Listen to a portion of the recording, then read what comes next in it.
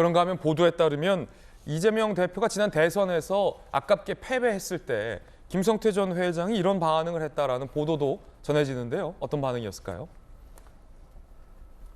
월간 조선 보도에 따르면 대선 패배 며칠 후 지인들에게 이재명 후보가 져서 걱정된다. 우린 이제 어떻게 하나?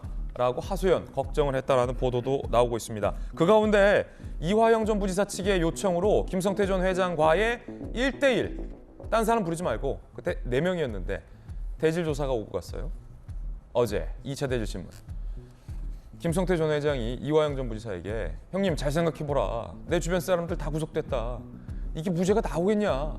그런데 이화영 전 부지사는 여전히 김 회장님과의 연관성에 대해서 모른다라고 부인을 한 걸로 전해지고 있습니다. 자, 동아일보 등에도 2차 대질 조사의 보도가 나가고 있습니다. 그럼 지난 1차 4명의 대질 신문 당시에는 어떤 대화가 오고 갔었을까? 다시 한번 보도 내용을 복귀해 보겠습니다.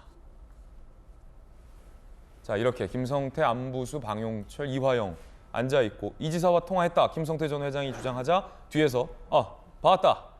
이화영 전 부지사는 부인을 했죠. 통화 연결한 적 없다라고 부인을 했습니다. 3대1의 여론이 그때 형성된 바 있고요. 이번엔 그러자 김성태 전 회장과 1대1로 만나게 해달라라고 해서 대질 조사가 이루어졌습니다. 형님 잘 생각해봐라. 이게 무죄가 나올 것 같냐. 내 주변 사람들 다 구속됐다라고 이화영 전 부지사에게 김성태 전 회장은 이야기했다고 합니다. 자, 이 2명의 대질 조사. 강력기 형사 출신의 박성 변호사님. 네네. 일단 이화영 전 부지사가 1대1 대질 조사. 네네. 딴 사람 부르지 말고라고 네. 요청한 목적은 뭘까? 네. 그리고 두 번째 김성태 전 회장의 대질 조사 중에 얘기를 보면 굉장히 적극적이에요. 네. 형님 모른다고 하는데 존대하는데 끝까지 형님이라고 하면서 네. 잘 생각해봐라. 네네. 어떤 과정, 어떤 심리로 볼 수 있겠습니까? 이화영 전 부지사는 스트레스가 상당히 심할 겁니다. 이 사실관계 여부는 변론으로 하고 이미 구속 기소돼서 재판을 받고 있는데 그와 별개의 혐의로 추가 입건된 것으로 보이고 이와 관련해서 피의자 신문을 받고 있습니다. 통상 다른 사건으로 구속돼 재판을 받고 있는 상황에서 또 다른 범죄 혐의로 조사를 받는 피의자 입장에서는 그 스트레스가 상당해서 이 구치소에 조사를 하러 들어가는 경찰이나 검찰 입장에서도 조사를 하는 과정에서 그 피의자가 자포자기하는 모습을 보이는 경우도 상당히 많이 목격하게 그렇군요. 됩니다. 그 스트레스가 어마어마합니다. 예. 이화영 전 부지사 입장에서는 지난번 대질신문 때 사실상 3대1로 대질신문을 하게 됐습니다. 이 3대1 대질신문은 사실 흔하지는 않습니다. 대질신문을 한다고 하더라도 1대1 대질신문을 진행하지 물론 필요한 경우에는 3대1, 2대1 대질신문 진행하기도 합니다만 예. 이화영 전 부지사 측 입장에서는 상당히 부당하다고 느꼈을 것 같기도 합니다. 그럼에도 불구하고 1대1 대질신문만은 진행하겠다고 요청을 한 이유, 대질신문을 진행하는 이유와 맞닿아 있습니다. 수사기관이 굳이 왜 대질신문을 진행하는가? 양측이 완전히 서로 다른 진술을 합니다. 이때 수사기관은 한쪽 말을 듣고 난 다음에 나중에 다른 사람을 불러서 조사를 하는 것 상당히 번거롭습니다.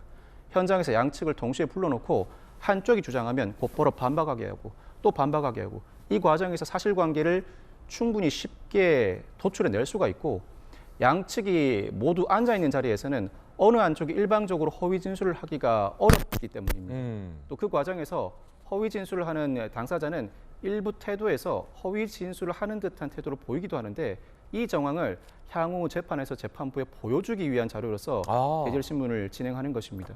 이화영 전 부지사는 지난번 3대1 대질신문은 상당히 부당하지만 1대1 대질신문마저 거부할 경우에는 자신이 허위 진술을 하고 있다는 인상을 강하게 줄 우려가 있기 때문에 이 대질신문만은 그대로 진행하겠다는 의사를 피력한 것으로 보이고 그 과정에서 대질신문을 진행할 때 어느 한쪽이 일방적으로 말을 많이 한다고 해서 그 사람의 진술이 진실이라고 받아들여지지는 않습니다. 예. 그 과정에서도 차분하게 사리에 합당한 말을 조곤조곤 하는지 흥분하지 않고 또 허위 진술을 하는 듯한 이상한 태도를 보이지 않는지가 주요한 포인트가 되는데 대질신문 현장을 보지는 못했습니다만 이 과정에서 일부 판단되는 부분이 있을 것이고 이 내역을 재판부가 어느 정도 받아들이는지는 향후 재판 과정에서 판단해 봐야 하지 않을까 싶습니다. 그렇군요. 그러면 박성배 변호사님 같은 전문가들이 볼 때, 수사 전문가들이나 뭐 재판부가 볼 때 이 두 사람의 관계가 형 동생 해왔던 사이인지 아니면 회장님, 부지사님 하는 관계인지는 딱 보면 보인다는 겁니까?